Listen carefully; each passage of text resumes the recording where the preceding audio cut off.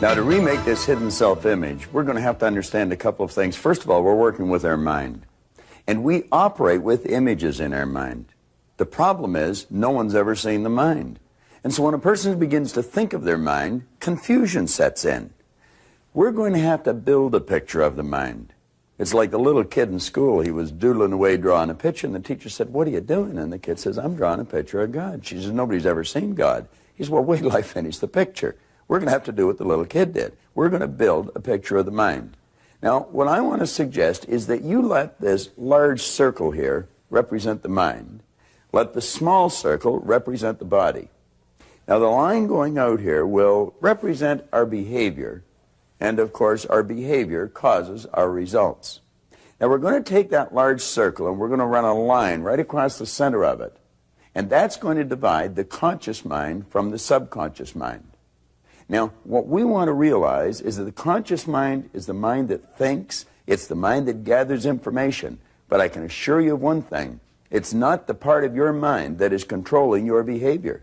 Your subconscious mind controls your behavior, and it's in your subconscious mind that your old self-image is lodged. And that old self-image is controlling every act you make. It's controlling all of your results. Now, the self-image in your subconscious mind operates almost exactly, if not exactly, as an automatic pilot operates. I want you to imagine that this plane is leaving New York, and it's locked on course. After it leaves the vicinity of New York, the pilot sets the automatic pilot. That plane is locked on course for Hawaii.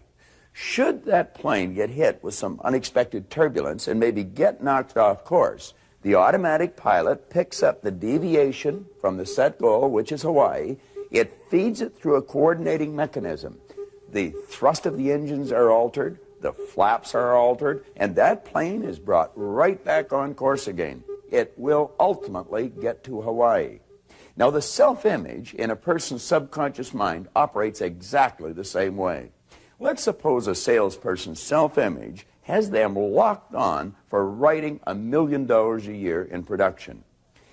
That person may have a big week. They get flying off course. They might write $300,000 worth of business in a week.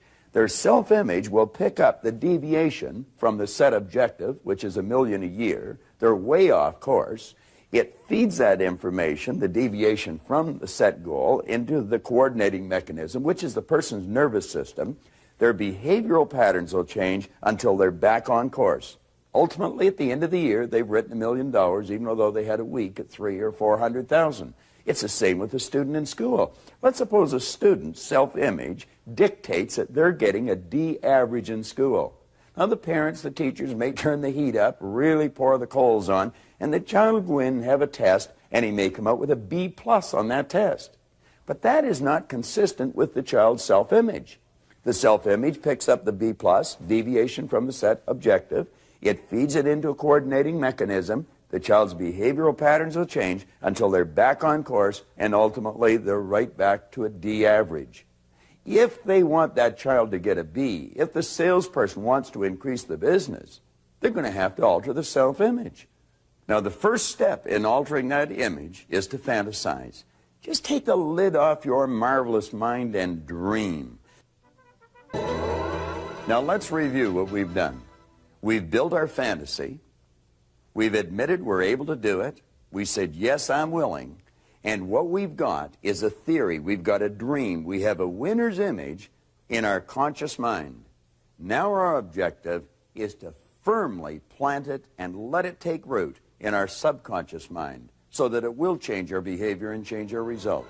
Now let's review the overall process. We built the fantasy. We admitted we're able. We said we're willing. We built the theory. We committed to use the program, both the video and the audio cassettes. We've completed the exercises in the workbook. We're working towards making the changes. We're beginning to visualize on a regular basis and emotionalize those visions 3 times a day. Now, do you know, every time we do that, we're impressing that winner's image upon the subconscious mind. And every time we impress that winning image upon the subconscious mind, the old image fades.